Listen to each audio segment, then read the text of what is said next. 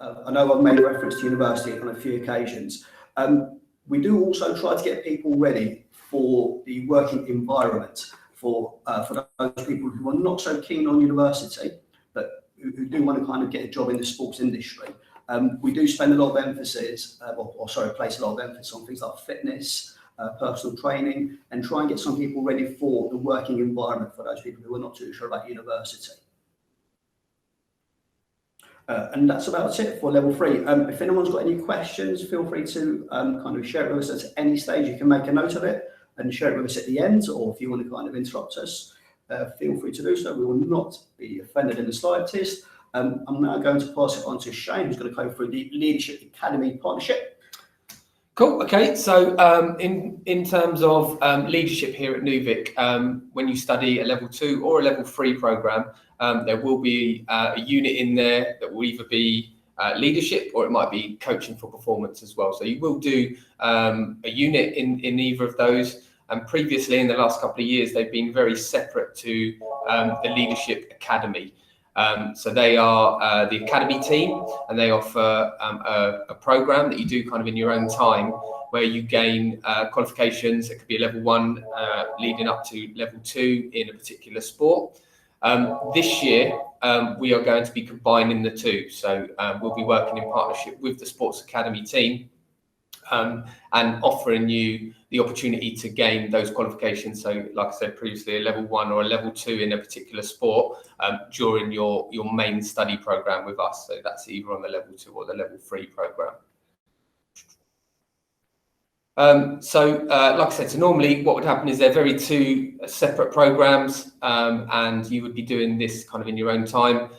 Hopefully we've kind of produced a program where we can combine the two, and a lot of the units on the level 2 and the level 3 will be delivered by the Sports Academy, so the first learning aim, looking at skills, qualities and characteristics, and then a lot of the actual practical sessions will be delivered to local schools in the area, okay, which is a massive improvement to what we have offered previously, where you're kind of just delivering sessions to your own classmates. So it gives you kind of a really good grounding going forward, if that is something that you're looking to go on and do as a career sports coach, or I mean, even leadership in general is a good kind of characteristic to have in any career that you choose to go forward in. So like I said, they will offer either a level 1 or a level 2. We haven't finalised, I don't think, whether the college pay entirely for those qualifications yet. I imagine that the level 1 qualification will be paid for by us. And then if you kind of show that you're a good leader and commitment to the course, then the college will probably offer the level 2 in whichever sport you choose. And that's the beauty of it. So a lot of people, when you think of a level 1 and a level 2 qualification, think of the FA level 1, level 2 football coaching.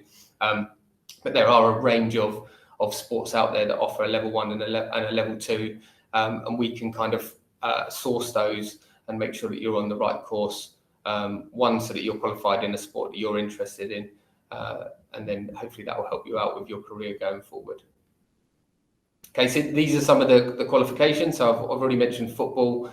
There's a futsal version of that. We've got basketball, cricket, boxing, netball, badminton, tennis, athletics, and there are many more available.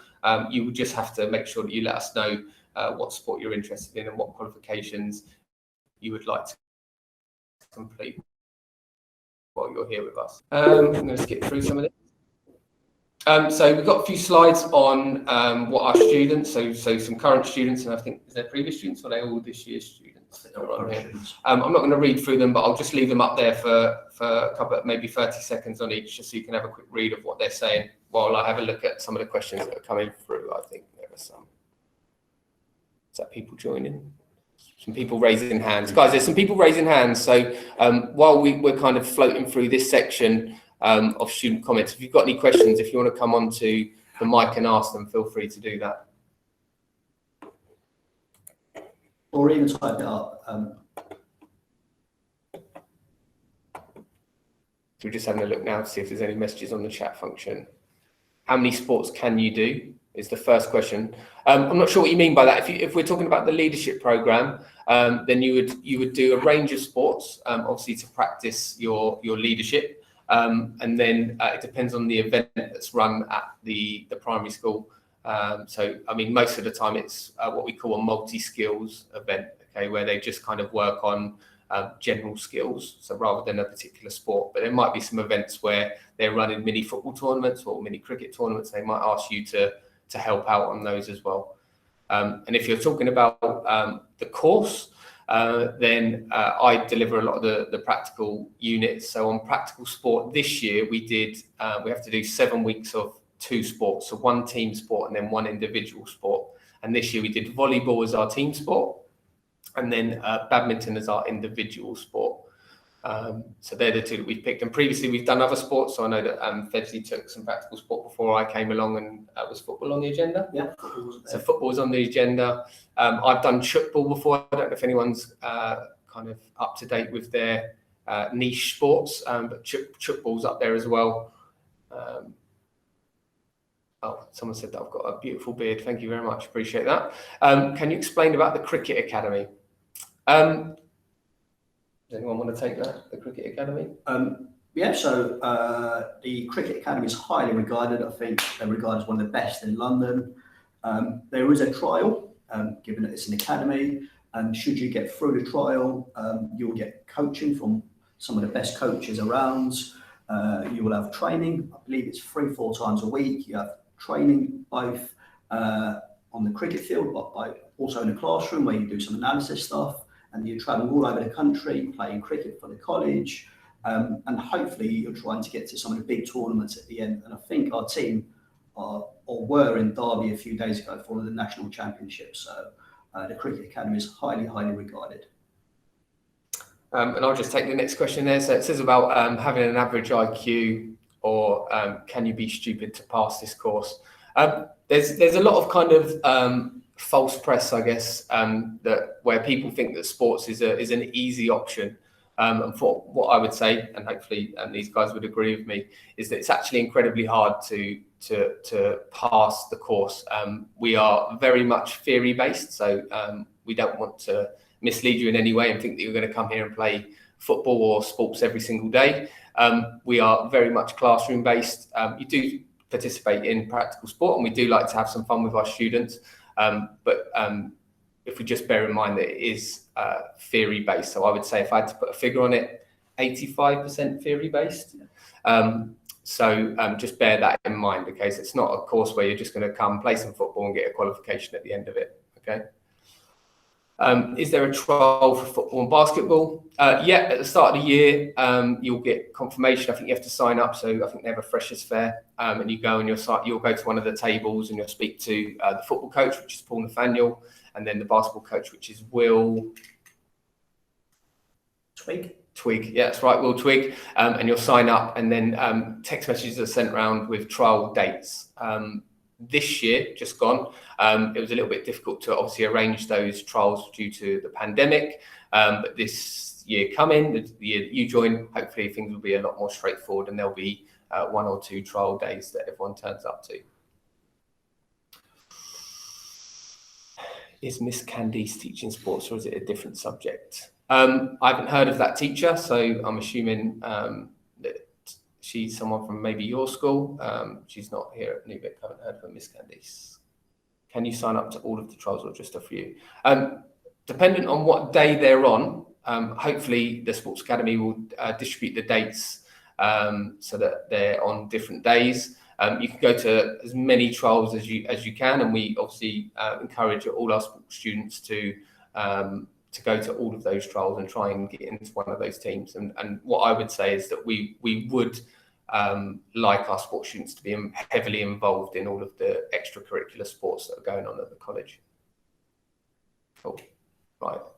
We'll save any more questions just for the end. So if we can just kind of hold back on those for the moment, because we're just going to go into the kind of task now. So I didn't go through these. So these are some of the comments that we've received from current students, so first year students. Just have a read through those yourself.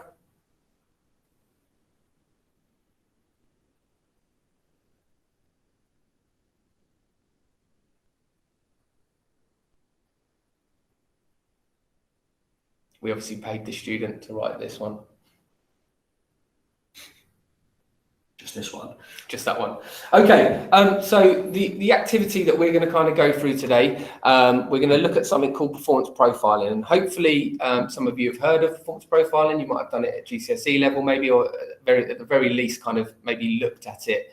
And performance profiling is a tool that is used in the sporting industry. Mainly coaches and sports psychologists use performance profiling as a tool to kind of quickly give a visual representation of an athlete's skills or components that make up their kind of performance in their sport.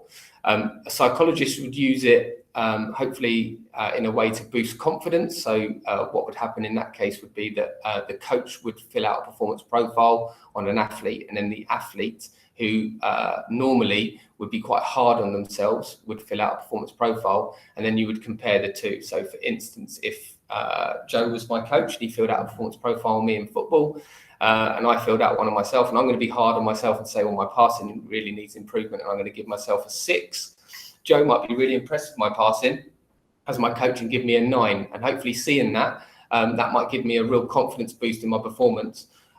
It can go the other way, obviously. So if Joe decided that I wasn't even a 6, I was a 3, that might dent my confidence a little bit. But hopefully, again, as a sports athlete, as an elite performer, I'd want to go away and improve my passing so that I can get obviously higher than a 6. I want to get up to the maximum, which is a 10. Okay, so pictures coming up here. These are some of the classes that we've had this year. So level 2, that's second years, that is 1B, that's 1A. And then just kind of going off topic a little bit, this is an activity called glow in the dark volleyball. We didn't get an opportunity to do this year, but the last couple of years we've offered this up to all the groups, and we do kind of like an inter-class competition. And as you can see, everything kind of glows up. We try and make it as dark as possible. Everyone plays everyone, and it kind of changes the environment completely. So you do 7 weeks of volleyball with me normally. And then as soon as we turn the lights off and we do this, it's a completely different version of the game, okay, testing completely different skills as well. Okay, so we've kind of gone through what performance profiling is. Here's a little bit of an example of a performance profile filled out by an athlete and a coach. And what we're going to do now is we are going to introduce kind of our 2 current level 3 students, and what they've done already prior to this presentation is they've produced a performance profile for Harry Kane. So hopefully most people in here have been watching the Euros and they're aware of who Harry Kane is.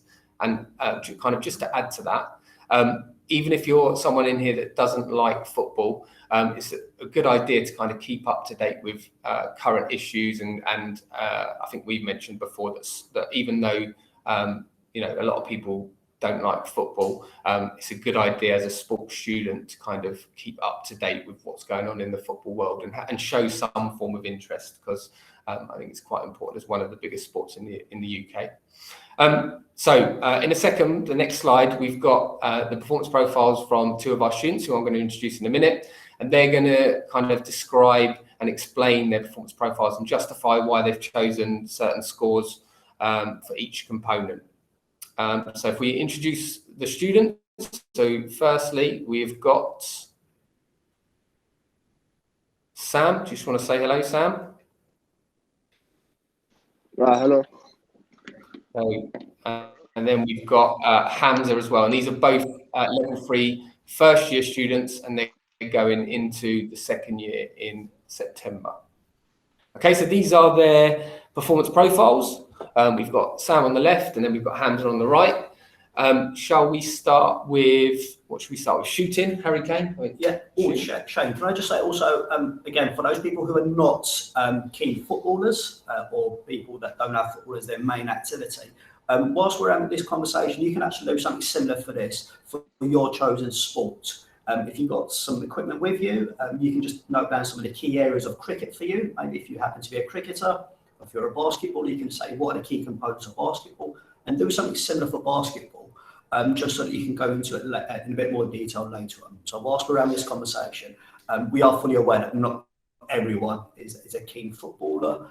And although, like Shane said, it's very important that we all kind of follow the kind of key events happening at the moment. And obviously at the moment, we've got the Euros and the cricket and some other activities.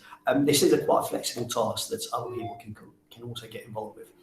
Back to you, Shane. Did you say shooting? Yeah, so how it will work is we're going to start with shooting, the quadrant that says shooting on there. We'll get both kind of students' view on why they've picked a certain score. And then what we'll do is we'll maybe agree and put our point of view across. Yeah. And then finally, what we might do as well is we might just open it up to you guys. So if any of you guys completely disagree with anything that we've said, maybe you can come in and let us know why. Because I think this is an important part of our program is kind of looking at data and performance, and then being able to justify and back up what you're kind of saying. So we'll start with shooting then. Shall we start with, let's start with Hamza on shooting. So he's gone for a 9. Hamza, why did you go for a 9? First of all, I just want to start off by Sam's being very generous with Harry Kane. So I gave Harry Kane a 9. We all know Harry Kane is a phenomenal striker who can finish, but I just gave him a 9 and not a 10 because of the Euros. He hasn't been really up to scoring and up there with Cristiano Ronaldo, who's been banging in goals like nearly every game. So I've just taken 1 down from a 10. Cool. Okay, and then Sam, you've obviously gone. He's obviously a Harry Kane fanboy. Yeah. Perfect. You're saying that? I'm definitely not. I don't really like him, but I can't deny how good he is as a player. I think it goes without saying that his shooting is incredible. He's sort of, every year, he gets at least 20 goals. He scores from long range, he can shoot free kicks, can finish in the box. So yeah, I think all round his finishing and shooting is definitely a 10. And if we were basing that score on the Euros so far? Then it'll be a 1, but we're not basing it off everything. I mean, he's only had 1 shot, hasn't he? Yeah. And that was on target. But I think Mo Salah is better. I didn't get that. Hopefully. So I think someone's come in with a counter argument there. Mo Salah is better. Mo Salah is better. Couldn't agree more. He's on your side.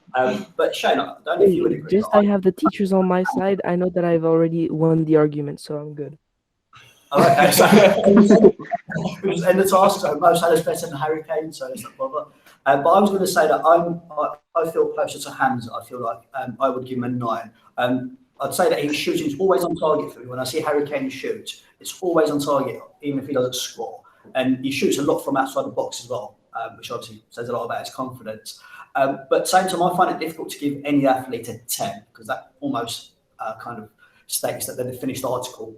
And I feel like he has definitely got room to improve. So I'm closer to a 9. I don't know how you feel, Shane. I think I would agree with that. I think if you kind of just take the stats into consideration, I think Harry Kane, his shots per game ratio for last season was very high. So, the amount of goals he scored, how many shots he's taken equal to the goals. I would say it's probably up there with a 9. I think his shooting percentage was quite high when we looked, and I think we compared. Sir, has Harry Kane got shot? Sorry? You said the shots he's taken. Has he gotten shot? No, so his shooting is in his skills. But sir, guns are illegal. Yeah, we're talking about his skills. So I think we'll kind of just end that. Okay, my bad. We're kind of just talking about his skills. So his shooting. So when he scores, he has to obviously shoot at the goal. We're not talking about any other than his right foot. Oh, my bad. Weapon sometimes. Yeah. Okay, right, let's move on. So let's have a look at an interesting one here. So we've got control. The scores are quite similar again, but let's start with Sam this time. So his control. I gave him 8 because he brings the ball down really well, controls the ball. He doesn't really often give the ball away. So I feel like 8 is a solid score. Obviously, it could be better, but I feel like 8 is a good score for him in terms of controlling the ball. Yeah. Okay, Hamza? I gave a 7 because Harry Kane's position, he plays like a false 9 and he's always dropping back to collect the ball from midfield. And I think he can only do that within the Tottenham squad and not with the England squad. And he doesn't really, once he gets the ball, he usually goes back. So I gave him a 7 and he doesn't go forward with the ball. Fair enough. I like the fact that both of you justified it really well. So, I mean, obviously 2 different scores there, but you guys have both justified it pretty well there. Shane, what would you have gone for? I think I would agree with. I'd probably agree with Sam more than Hamza. I'd probably give him an 8 because when the ball does go up to him, it does normally stick. And even though he's going backwards, the team is still keeping possession, which is obviously very important in the game of football. Yeah, and he does get a lot of fouls as well, which says a lot about his control. So obviously he's got that close control where the ball's very close to him, which means that the opponents have to kind of take that risk and go for that tackle. Joe, what do you reckon? I thought Hamza's point about how Kane can only be supported with Tottenham in his Tottenham team as opposed to the England, which is perhaps why his performances so far in the Euros might not be able to. Can we not be so negative? No, I'm fully back in England. But no, I think he needs support around the network. Arguably, he probably has a better network around him in England team. So, that's another counter argument there. But I probably agree with Hamza, I think, more so than Sam. Yeah, Sam. I'm actually closer to Sam. I feel like his control is very good for me. So I would have gone for an 8 there. Okay, I'm obviously aware of time. So we're going to kind of whisk through some that are fairly similar. So we'll skip dribbling and we'll skip movement. I think you've gone for the same score for pace, which I'd probably agree with a 6 for pace, not the fastest person. No. And kind of going back to your point of not giving an athlete a 10. Yeah. So if we're talking about another athlete and then Mbappe, I might give him a 10 for pace, just because he's incredibly fast. That's one thing that I'd probably give a 10 to an athlete for pace. You see there, then I would, from me, I would say that with Mbappe, I've not seen him play a lot, but at times his decision making around pace could be slightly better. Sometimes he doesn't know when to use his pace. Sometimes he runs into a lot of traffic. So even there with Mbappe, who's got a lot of pace, I suppose the key element there would be, does this athlete know when to use his pace? Okay. And again, I would probably drag him down to a 9, just so that he's aware that he's got areas to improve on. But can we talk about positioning? I think that's an intriguing one with Harry Kane. Sam's gone for a 10, which is obviously, again, a very strong kind of score. Sam, do you want to tell us why you gave a 10 to Harry Kane for his positioning? Maybe I was a little bit biased because I'm an England fan right now and he's our striker. But I feel like for positioning, he's always in the right place at the right time. He's probably in the top 2 best strikers in the world. So if you're going to give a 10 for anyone, one of them would be him. And I feel like he's always in the right place at the right time to get goals. Can I interrupt for a second, Sam? Is he always in the right place at the right time for a centre forward? For Tottenham, obviously he plays that deeper role where he drops deep and he sort of sends balls over the top to Son, which is the right position for him in that time because that's the role he plays for Tottenham. That's why he's got so many assists this year. But for England, obviously, positioning this Euros has been okay. He just hasn't got many balls into the box. And when he had the chance against Croatia, he just didn't take it. But I feel like his positioning is always right. He's always in the right place to threaten the goal. Cool. Hamza, what do you think of Harry Kane's positioning? As Sam was being a bit too generous, I think I was being a bit too harsh on him. What did you give him? I give him a 7. I think I'll probably give him an 8 or a 9. You can't change it now, Hamza. I mean, this is official. You gave him a 7. Just in general, I think I was being a bit too harsh because his position is actually really good. He's always making runs behind the defenders. I think it was last game where I think it was Harry Maguire that passed it through the middle and he had that one-on-one chance that he missed. For him to get around that defender and to have a straight-on goal, which he missed, by the way. But yeah, his position overall is really good. What do we think? So I'm gonna make 2 points here. So I would actually agree closer to Sam's, not quite a 10, at the start of the season. So at the start of the season, I think, and the season before that, I think he would be up there in terms of positioning because he was playing the role of the centre forward. He was up there, he wasn't dropping back deep. And then as the kind of season went on, I think it would then go to Hamza's score where he was dropping back and he was almost becoming having that quarterback role. And I think people do that later on in their careers. Yeah. Wayne Rooney, for instance, worked his way back, didn't he? And he played that quarterback role. And I think Harry Kane, he is at his peak now. So he shouldn't be dropping back into defensive midfield and playing those balls forward. I think he needs to play as a centre forward. And then the second point I would make is that I know that Harry Kane's getting a lot of criticism now in the Euros. We've got to remember that international football is a completely different game. So in the Premier League, especially in the just the UK in general. Football is fast-paced, attacking football, and you might disagree with me.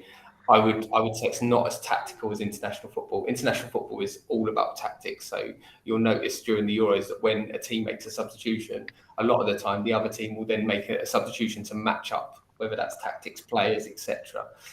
So the international game is very, very tactical and very, very tight. It's not attack. You might get the odd game, like we've had at the Euros so far, really good at football, but the majority of games will probably be low scoring, tactical, and that doesn't play into Harry Kane's attributes. Yeah. Joe, any thoughts on this? Interesting point there, actually. I think the most interesting point. I probably agree more with Hamza, actually, although I was being quite harsh on that. But if you were to do this at any point, not during the season or type of game or whoever you're playing or competition, if you were to do it at any point during the game, your results would differ. Okay, whether that's the start of the season, Shane was mentioning, at the end of the season, at the Euros now. If we were to do this now, as of current Euro standings for Harry Kane, I imagine those scores would be somewhat different. Yeah, I imagine these have been based off the Premier League season, if I was to take a guess, which is why I think it's really interesting the points you can all make in terms of how we're talking about tactics there with international football and Premier League football. On the whole, though, I think I'd agree with Hamza. It's an interesting point you make about how a player can't be a 10 or a complete player. Yeah. Again, I'm with you, actually. I'm slightly closer to Hamza's score of 7. I would have probably given him an 8. And I take on board Sam's point about him blocking for the team.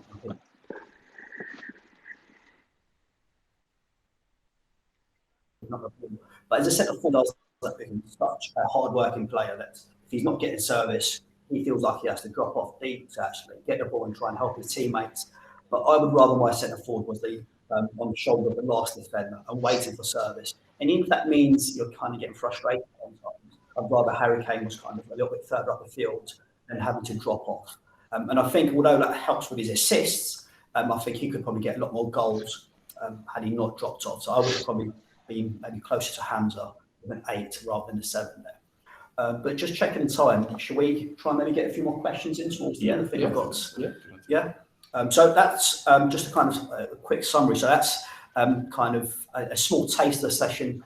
So Shane, myself and Joe will be doing similar things in class, and we just want to give you guys a taste of some of the things that we would do in class. As you guys can see, very interactive, but we do enjoy sharing ideas.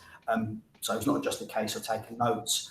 We do want to kind of find out what you guys think. And if there are any questions about this particular task or anything else that we've kind of gone through, please feel free to turn your mic on or maybe put it into the group chat, and we'll be more than happy to answer any questions that we have coming through. Don't know if we missed any questions. Just to reiterate that point as well, I think Fergie made it right at the start there. We applied that to football and the role of football in the Euros at the moment because it's topical. Okay, it's coming through at the moment. It's something that's going on right now, and that's the most important thing for us. Use sort of meaningful examples. But whether that we could apply that to cricket, tennis, whether we could apply it to the Olympic sport, cycling, running, whatever. Okay, it applies to everything. That's something that's really interesting about this course. The fact that it relates to so many different areas. It's not just one sport as a whole. So whether you're sat there thinking, oh, well, I'm a netball player, it doesn't apply to me, or a hockey player. It does actually, okay? All you have to do there was just take it out that sort of framework and apply it to netball or hockey, okay? And we do that throughout the different units and the different sports. Obviously, we're just giving you a really small flavour. Cool.